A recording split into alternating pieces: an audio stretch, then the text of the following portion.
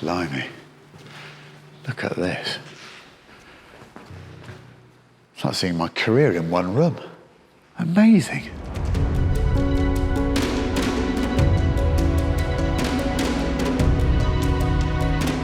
It's like the greatest hits of my working life. Where'd you begin? AMG. Oh, Huayra R. So, Huayra R. 2022. Leeds Airport. One of the best sounding cars ever made.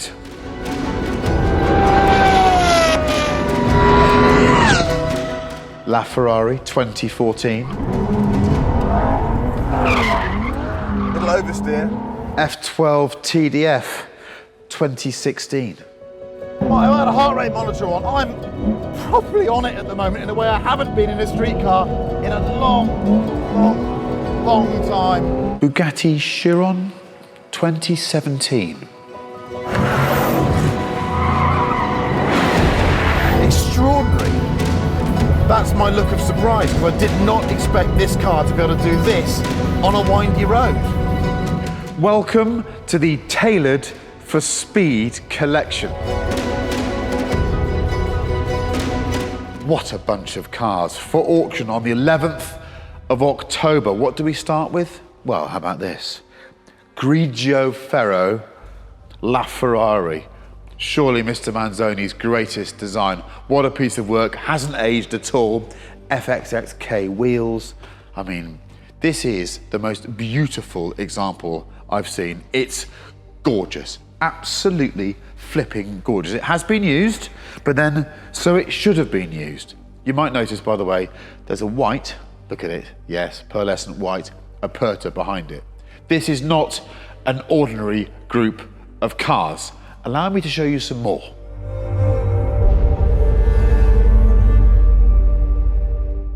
F12 TDF. These cars are loved by people at the moment because I think everyone realizes it's a really angry little car. Stunning thing. Have a look at the spec, have a look inside it now, cutaways. It's gorgeous, absolutely gorgeous.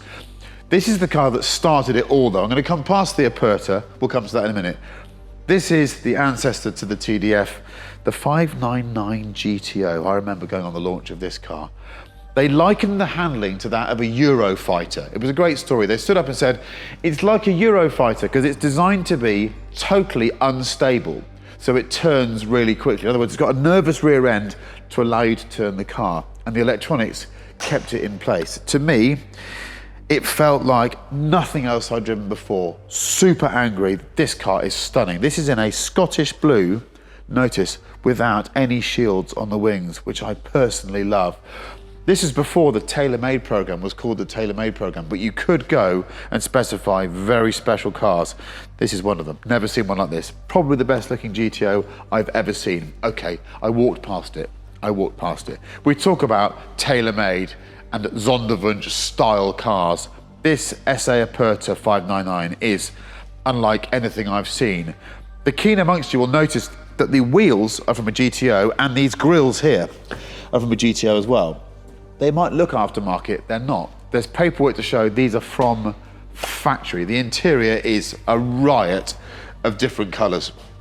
A very, very special car. Been used, not done many kilometers, but find me another one. Spectacular looking car.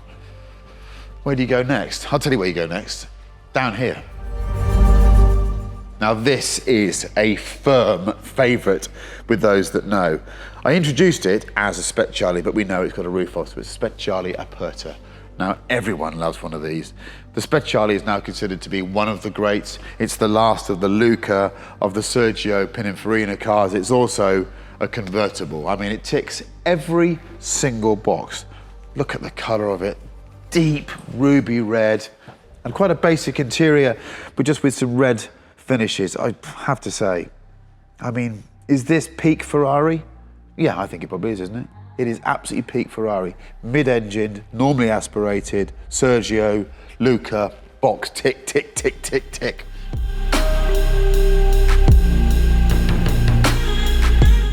Pista Aperta, that's rare, turbocharged, crazy fast again.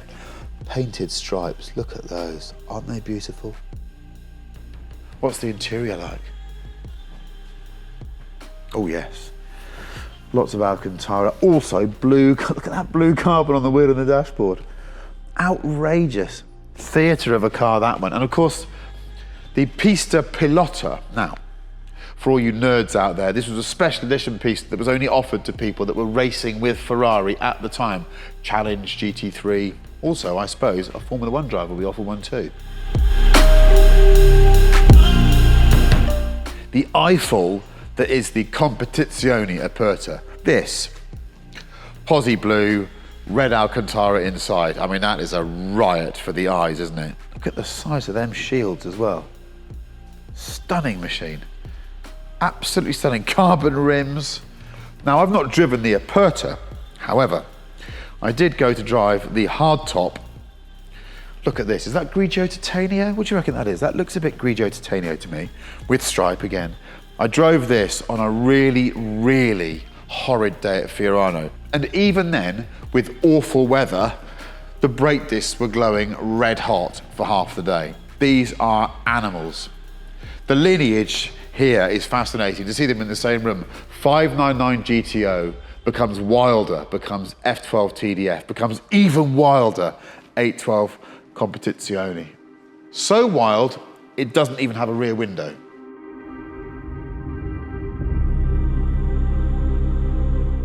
Challenge Stradale, beautiful.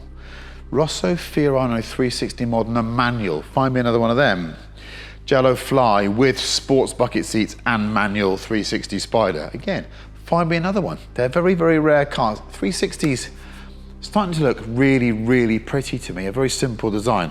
550 Barchetta, not a car that's ideal for British weather conditions. 16M. I was once asked whether Ferrari was going to make a convertible Scuderia, and I said, why would they do that? Well, they did, and it turned out to be rather a lovely car. And in the corner here, now this looks like a normal GT4 Lusso, but it's not. It's one of the 70th anniversary cars. This is white with a Pozzi blue stripe. That's not black, that's Pozzi blue. Have a look inside now at the quality of the interior of this car. They're so special, these 70th anniversary cars. The leather is softer than a baby's inside of their arm. And maybe the main event here, SP1 and SP3 in matching Rosso Debra. This has a Grigio front with a white line separating it on the SP1. It's absolutely stunning. Both of them are gorgeous. For me, right now, I think the SP3 is the car of the moment, isn't it? I mean, look at it. It is the best piece of design I think they've produced in the last few years, and it is effectively a LaFerrari without the hybrid complications. V12, mid-engined, made for driving, just stunning to look at. There's a reason why everyone seems to want an SP3 Daytona.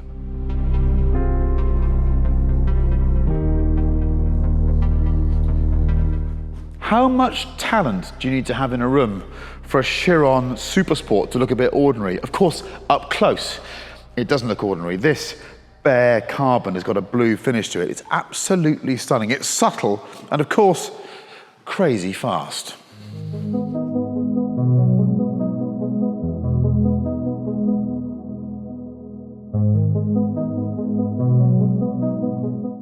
But what about this? The legendary Ferrari 333 SP.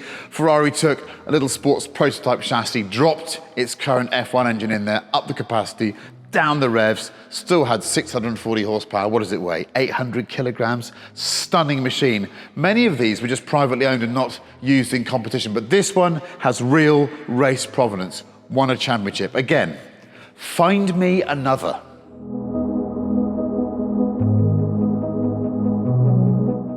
Something for everyone here. Welcome to the old people's corner. Personally, I love this bit just as much. 365 GT 2+2. Lovely looking thing. Proper rear seat space in this as well. People don't realize how practical these cars are. Two big people can go in the back. 400i. Still looks super sharp to me. The wedge becomes cooler by the day. That story ended with the 412. Both of these are automatic cars and you could eat dinner off them. Stunning. And over there, just lurking quietly, a Testarossa, 2 mirrors, 80s royalty.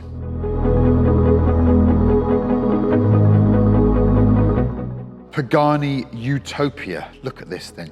Even in this room of royalty, I have to say the finish and the depth of just crazy detail on this car stands proud. It's extraordinary. The paintwork is the best in the room. The details, stunning, exposed red carbon. The interior, it's like something out of a sort of sci-fi movie. It's part 1930s Art Deco, part NASA.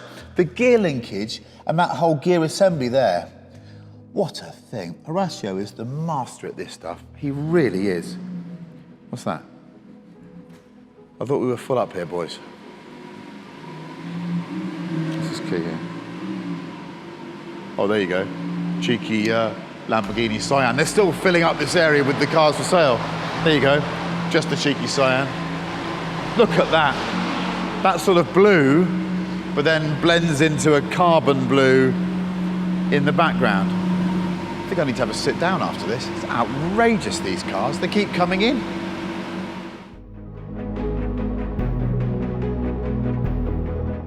Now this may look like it's out of place here, this big bulky Bentley shape in amongst all of these racing snake shin-high supercars. But actually this is a very special car, GT3R. They didn't make many, lots of mechanical mods over a standard car. I once spent a day pointlessly trying to make one slide. Here's a clip. There's carbon everywhere and they've done this and that, but it still weighs as much as a kind of big SUV. Final reminder, 11th of October, the Tailored for Speed collection with RM Sotheby's.